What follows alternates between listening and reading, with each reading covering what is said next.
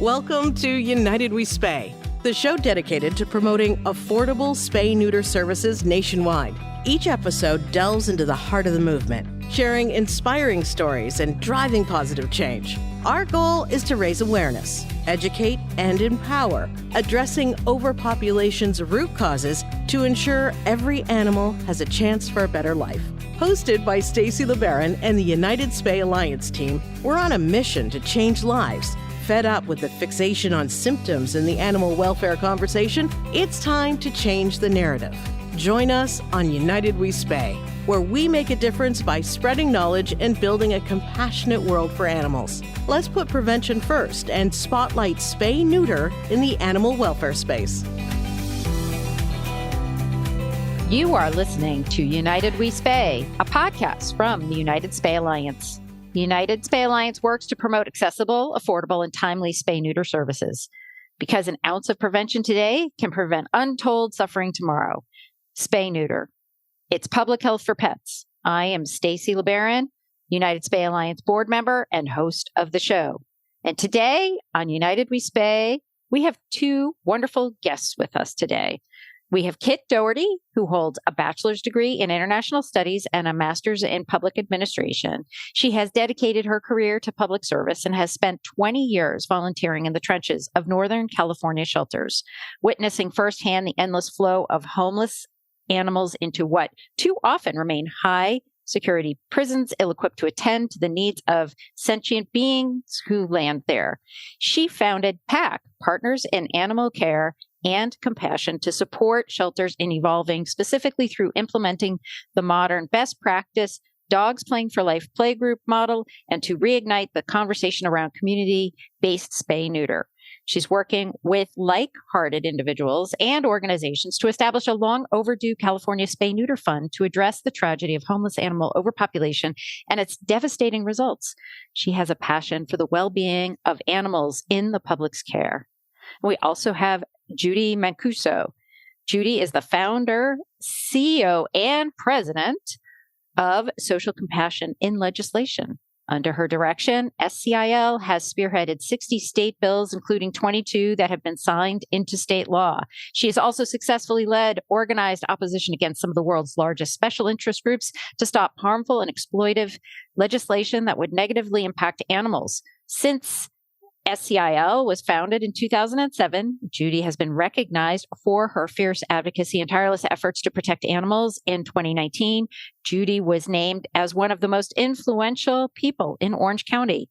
She is currently vice chair of the City of Laguna Beach Environmental and Sustainability Committee, formerly served 2 terms as a public member of the California Veterinary Medical Board. Prior to founding SCIL, Judie worked with various grassroots campaigns to protect the environment and help save animals. This work showed her how transformative advocating through legislation could be, which led her to the founding of Social Compassion and Legislation. Judie's early career was spent in the information technology industry over a span of 20 years. She led large teams of engineers to design and develop enterprise-wide business software systems, and Judie now dedicates her leadership and management skills to building coalitions that advocate to pass protective legislation and stop harmful legislative attempts.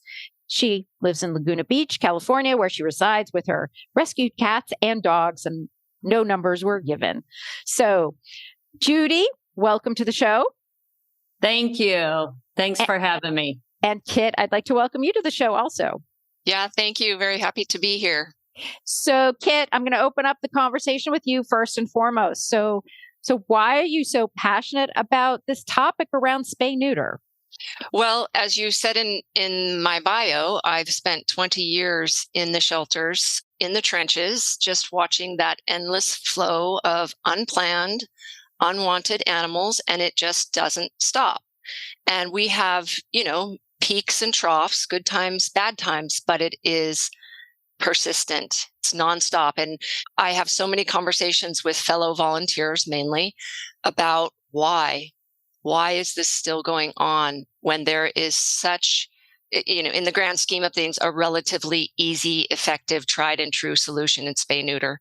So I decided this is my heart work. This is my volunteer space. I do work full time in education, but just felt like somebody's got to start also just screaming from the trenches in shelters, not just those running shelters. Judie, what about you?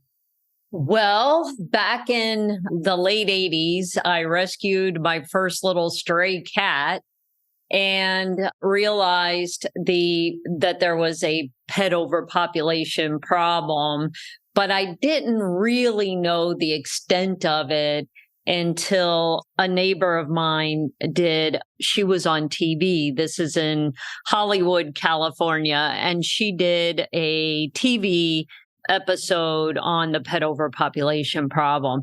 And I thought, wow, I had no idea. This was like 1990 or so, how many animals were getting put down in shelters. And then through my career and kind of a midlife crisis of wanting to change what I was doing, I decided to work for the animals instead of big corporations. And, I dove in. I just felt like trying to save one at a time was just not working and so consuming, and that I would spend my time on legislation and try to get bigger things done that would affect, a large amount of people to get them to do what's right. So, Kit, tell us what the spay-neuter situation is like in California right now. So one of my favorite things to do in a sad way is to challenge anyone in this state to make a spay-neuter appointment. Just let me know the soonest appointment you can get for this fictitious animal or this real animal. And first of all, many people don't even know where to start.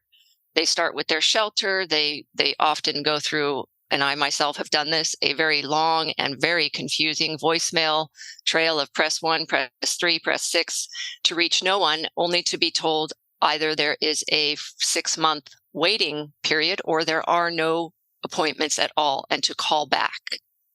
They then may go the alternative of looking for free spay-neuter clinics, a little more user-friendly, but the result is usually the same. We're either no longer offering or much reduced offerings, and again, a long wait list. And then many will then revert to, okay, let me go to my local vet. And if any of the listeners are on Nextdoor or social media, et cetera, you're probably astounded as I am when people reach out and saying, I just was quoted $1,400 to spay my little Chihuahua. Who can afford that? We have a crisis of poverty in the state as well. And so this is the state of spay-neuter in California. It is an absolute myth that spay-neuter is readily available.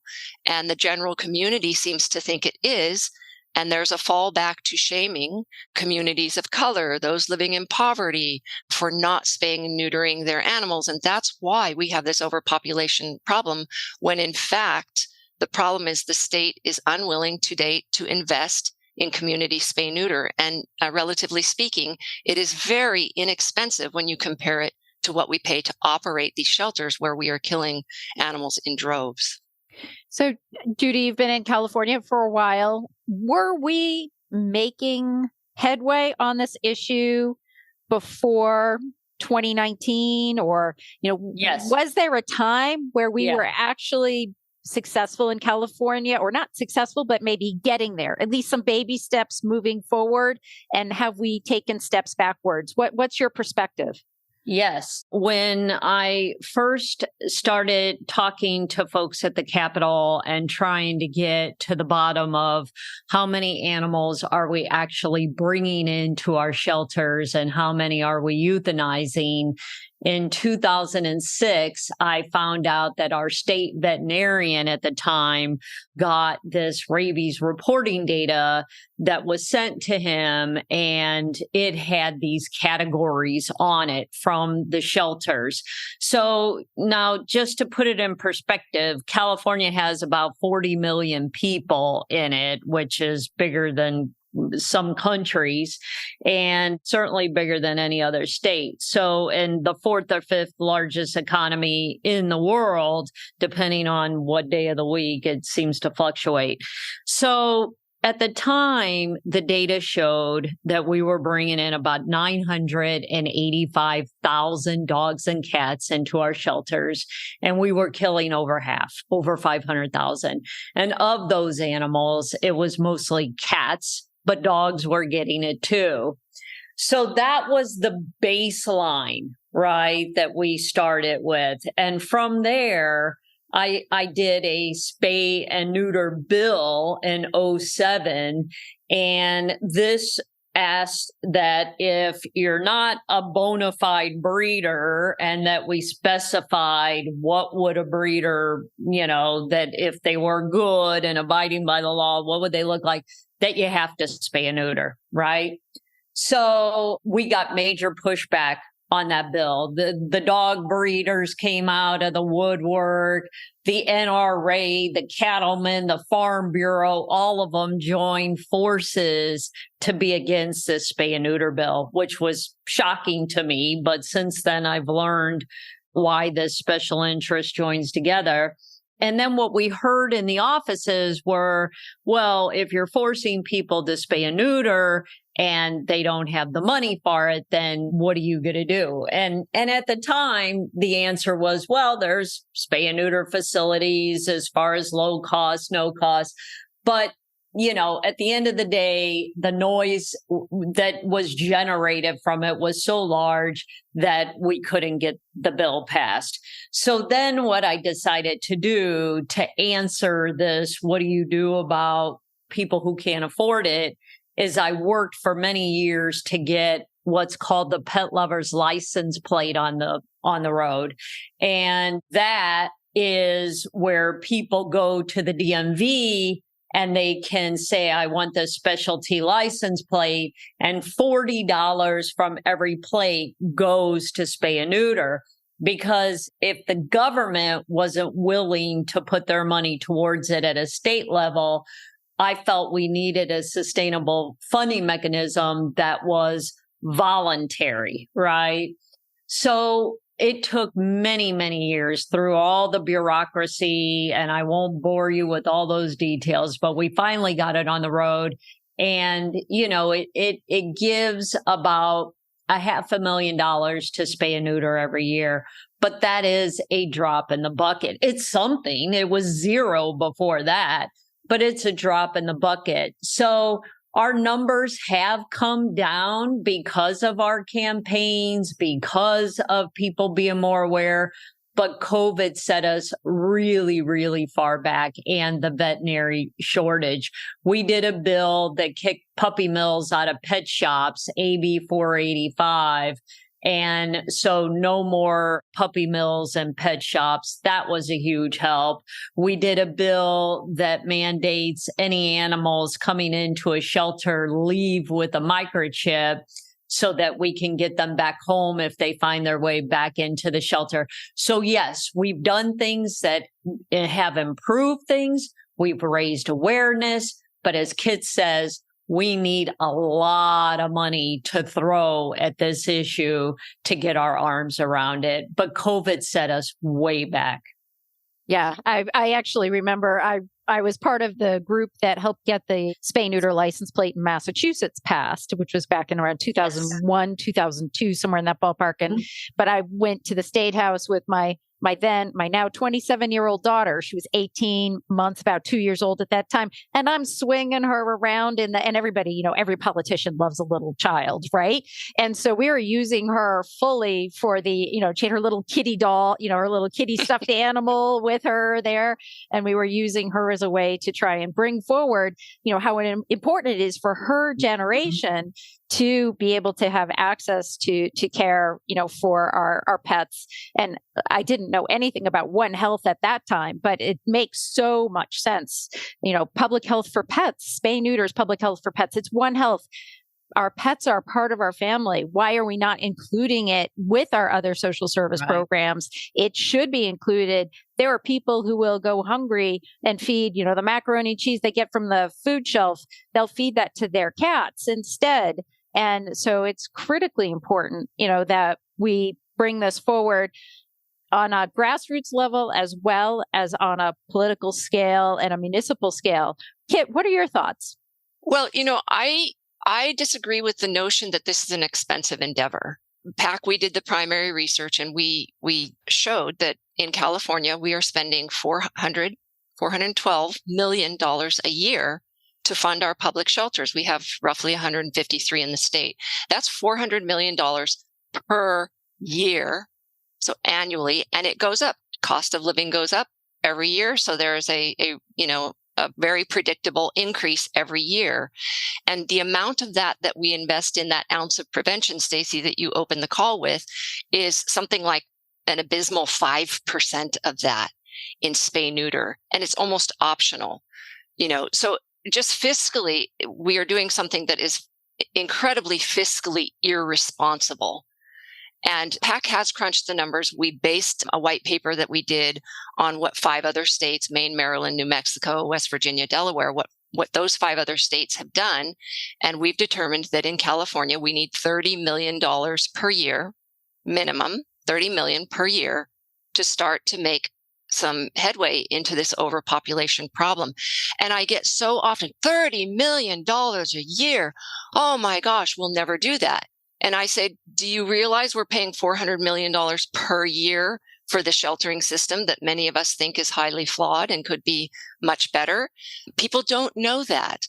And it's very frustrating to hear a lobbyist kill a bill because they're anti-tax. They don't want to provide a potentially, put a small tax surcharge on the billions of dollars that we pet lovers buy in pet food and treats. Yes, guilty as charged.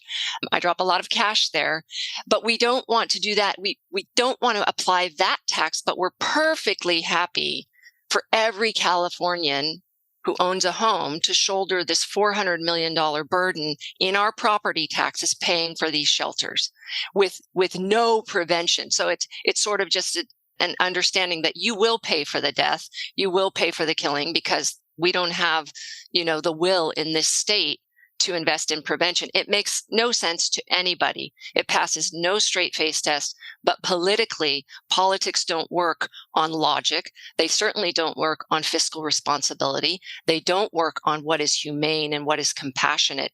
It's power, it's politics, it's money for those who already have money. And it's very, very, you can tell it's very, very frustrating. It enrages me because I'm in the trenches and I'm watching these sentient beings go down in droves, and it's just unacceptable. It is absolutely unacceptable. Yeah, I ran a shelter without a spay-neuter program for about 12 years. We had a spay-neuter program for feral cats, but I also ran a cageless shelter for cats. And we weren't moving the statistical needle at all in Massachusetts. We would luckily communicate with the other shelters, and this was before the days of the online databases now with the statistics, but we would share our information. We weren't moving the needle. Why? We were like, why? We're here. We're doing, trap, neuter, turn, free spay, neuter for ferals with donated veterinarians. We're schlepping our totes wherever we go. And we had 4 organizations across the state. So on any given Sunday, you could get free spay, neuter for a feral cat if you were willing to drive, around the state of Massachusetts. It didn't change anything in our shelter numbers. And what happened was in 2008 was getting to that pet population, the owned, the quasi-owned, the near community cat, getting into that population, offering $5 neuters for the month of February, because in Massachusetts, it's a quiet month. Not a lot's going on. A neuter, how hard is that to do? So use your staffing, extra capacity to fill up with the $5 neuter. It's a good campaign. It's good PR.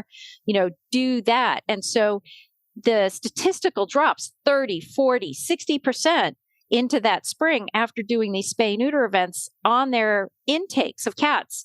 Many of these rooms now have chickens in them. They have bunny rabbits in them. They have guinea pigs in them. So from a population standpoint, there's been an incredible reduction, and some of these organizations are now repurposing and looking towards farm animals or the littles, the guinea pigs, the birds, the bunnies. But, there is, I think, some sort of a calculation that could go out there saying, it cost me, it cost me X to house and adopt this cat out versus why, which I could do probably 4 to 6 more cats that are owned cats, get them spayed and neutered for the same amount of money it takes for me to take care of one cat in my adoption program. The impact is by far much greater getting that spay neuter done. And it's helping the community. They're keeping their pets. They're having a touch with a veterinarian that 90% of the cats didn't touch a veterinarian before that. So there are statistical. So I'm going to ask Judie, who's dealt in the political space for years and years and years, what is it that we need to say in order to get these people to change their minds? Well, that was our argument, because we felt if we couldn't get them on compassion, we could get them on a fiscal argument. And I had a shelter director at the time who did calculate, he was with the city of LA, that it cost $101 per day to keep the animal in the shelter. So we used all that data. And it did not, at the end of the day, when the politics hit, to Kit's point, as far as, that it comes out of our taxes, it comes out of general fund per the counties and cities, right? So it's not at a state level directly. It's at the county and city level, whatever that they appropriate. So, they feel that, hey, this is just the cost you have to pay to keep this entity running. And, they don't look at, how can we do it better? Let's spend the money on the front end versus the back end. And, it's been the same in the mental health space. We've gotten ourselves in so much trouble with, sending people with mental health crisis to our prisons and our jails. And so that's what we're up against, is when we go and talk about dogs and cats and we have this prison crisis of overflowing mental health, housing, that they look at you and go, like we've got all this other stuff to do first, right? And so it is up to us to keep making it an issue, to keep pushing, to keep getting creative, to come up with ways to get it funded, to get people to spay and neuter. And, I have been thinking that if we could just focus on the neuters, making free neuters for all, something that we have to go out of the box here. But then there's the whole logistics and management portion. How do you get these services? People are already over their bandwidth on paying customers to the veterinary clinics. As Kit said, there's waiting list. So now it's gotten even more challenging because of this lack of human resources that we need to perform these surgeries and do the business that we need done. Kit, I'd love for you to chat a little bit. You're just alluding to it here, Judie, and I'd love Kit's thoughts around the veterinary shortage. So what does it feel like in California? Honestly, Judie is much better positioned to talk about the veterinarian shortage. I know I can say that we're certainly, as a pet owner, a pet guardian myself, I'm certainly feeling it. You just get really worried now if you have something that needs urgent care for your pets because you can't get appointments very quickly. So certainly I feel it as an individual. I certainly feel it in the shelters that I'm in, where, as you introduced in the bio, Stacy, PAC is working on bringing the Dogs Playing for Life national best practice to California shelters, because we're very behind on that front. And we're now running intact dogs in these play groups, which just makes, things even harder. And so we'll say, why isn't Bruno fixed? we need to get Bruno fixed. He's sexually motivated in play groups, and that's giving us grief. And well, there's a long list, and we just lost this vet. The work is very hard. It's very emotionally challenging. You all know all of that. I don't have to go into detail. So we definitely have a shortage. I like to say that, in education, we have shortages of teachers all the time. It doesn't mean we stop investing in education. We shouldn't wait for the veterinarian issue to, pass before we're investing in spay-neuter. Spay-neuter is a direct contribution to why we have a shortage of vets. So overpopulation it's definitely a part of creating the stress, the trauma, the heartbreak of being in that field. If we addressed overpopulation, I think we would give our veterinarians a much better reason for doing what they do, and the reason they went into that work in the first place. They didn't go into the field to be watching all of these animals, healthy, behaviorally sound animals, dying on a regular basis. Judie, would you like to add anything to that? Sure. Yes. As Kit alluded to, and as you said, I spent 8 years on the veterinary medical board. So the veterinarians today, they're not trained in high volume. So one problem we have is training, and we need to get more that can do a lot of spay and neuters a day. We've had many drop out into practice or drop out of the field that were in shelter medicine that just couldn't take it anymore. And the suicide rate is 4 to 5 times higher in veterinary medicine than any other occupation. So then the last thing that is really hurting us too is we only have 2 colleges, 2 entities which are training veterinarians, and that's Western University and UC Davis. And they do not have enough seats to fulfill the demand. So UC Davis got a grant. They are building, it's a capital improvement. It's not like, oh, we just need more teachers. No. There's not even a facility for it. So they do have money to expand their campus for it. The veterinary medical board has made it easier for out-of-state vets to get dual licensure. Originally, a vet would have to take a California state exam on top of the NAVLE, but now they dropped that. So they're trying to make it easier. So we have major challenges with getting more people in the field and on the ground. But I do feel that we need to expand.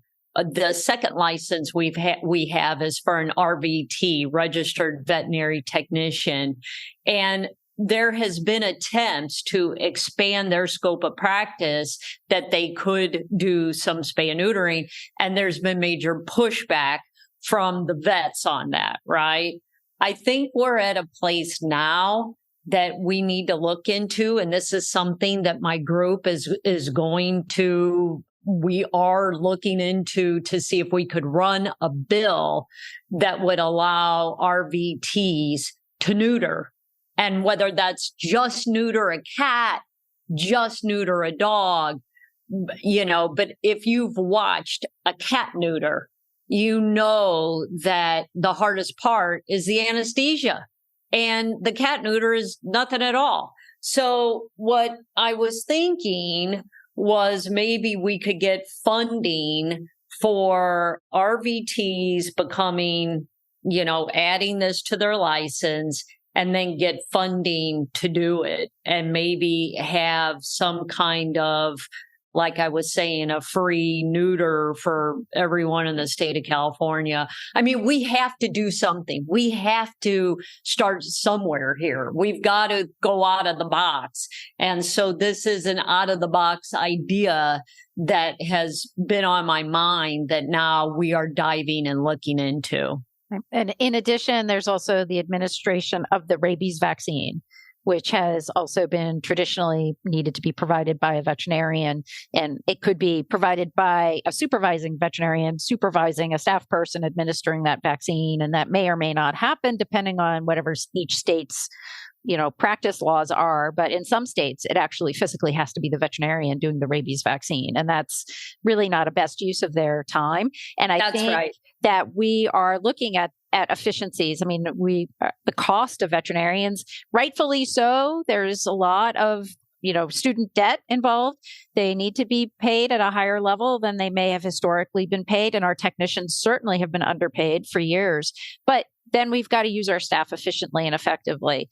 And we have to be very careful about, how we're capturing our notes and our information. And maybe our technicians are case managers, right? So they're the contact with the owner or the caretaker of the animals, and they're the conduit, but the veterinarian's more the specialist that's coming in and just doing, the intense work. Okay. And then they're going right out and really focusing on that space where the technician is the one taking the time, being the educator and the listener, the active listener, and trying to work with that model so that we're really just utilizing our veterinarians to the highest level possible and maximizing that. And if they can, private practice veterinarians, if they can do high volume, high quality spay neuter, they're going to make money and save time, right? So veterinarians, they're overworked, they're overstressed. If they start doing high volume, high quality spay neuter, and they do charge money for that neuter, there are people who call the vet, can't get into the vet for a neuter, and they could afford the money, but there's just no capacity. So if they were doing more high volume, high quality spay neuter, they would do it more quickly. They would probably do it more safely. And then they would also have higher revenue stream for their organization. So it's a win-win at all levels, in my opinion. But, I guess I digress. It's about time for us to close out. Kit, do you have any final thoughts for our listeners today? Yes, I think this problem is not as complex as we're all trying to make it. $30 million per year invested in spay neuter. We have the infrastructure to flow those dollars. We have 153 shelters that are very well versed on doing spay neuter. Granted, there's a veterinarian shortage. It's not going to last forever. And again, we need to keep investing. Californians have said unequivocally they support spay neuter. It's why we have these long lines. And anytime there's a free spay neuter clinic, long lines wrapped around the corner of people who've taken days off work to be there, only to be turned away at the end of the day. We just are not meeting the demand. The problem, I think we've done the work to make the value proposition. My learning on the legislative front, again, fiscal responsibility. What is humane? What is an easy, tried and true thing to do? None of that matters. It's political will. And we don't have it in this state, quite honestly. But I'm going to continue to push for, with others like Judie, who has legislative experience, that this is a public service. This is something we need to pay for. We're paying for it already, and we're paying out of pocket much more than we would have to if we just invested in prevention. So for me, this is a no, it's not. It's an unacceptable answer, and we keep pushing. And if we have to shame our legislators to do that, then I'm prepared to do that. That's where I'm going next. Like, okay, shame has to be a part of this conversation because there's not even any room to present the value proposition. It's dead. The bills are dead because there's no will even before they get there. And so our legislators don't know we're investing $400 million because you can't have that conversation.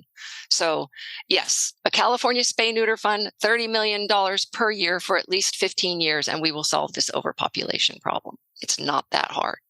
Judie, your closing thoughts? Well, for me, it's going to be about finding where the political will is. It's constant education.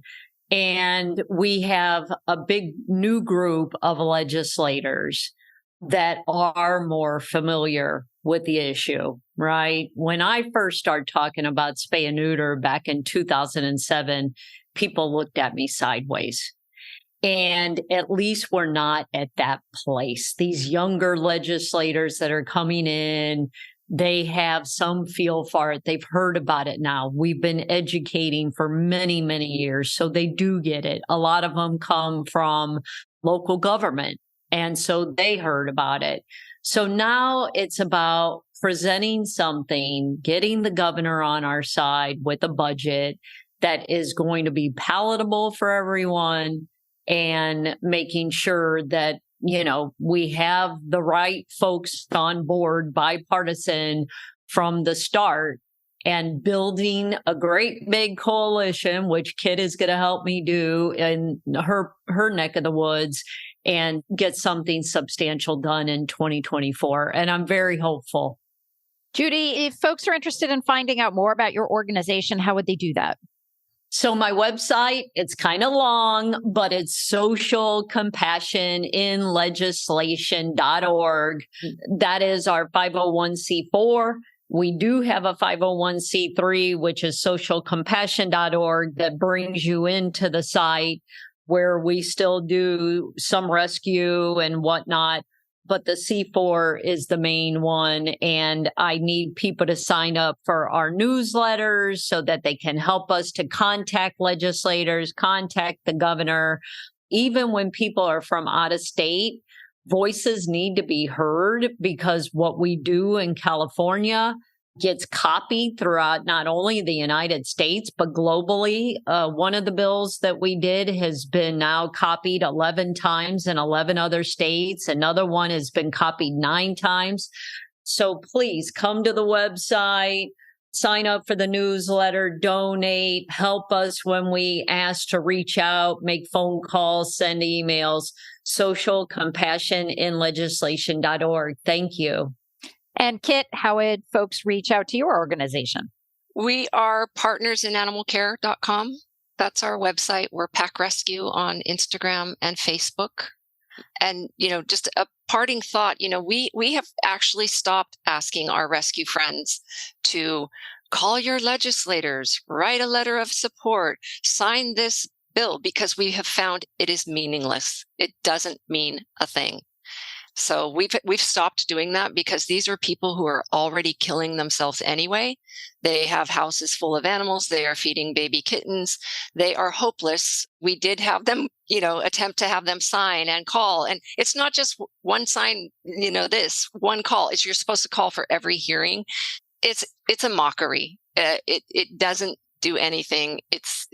And Judie's the professional, but we feel like there just needs to be a lot more work done with these individual legislators who are willing to throw down, go into the ring, and fight for these animals, because that's how legislation, it appears, is passed. When you get a passionate legislator who's willing to fight, who's willing to stand up to the naysayers, of which there actually aren't that many. For the ACR 86, Judie didn't even have any opposition to speak of, I don't think, and it still didn't get through.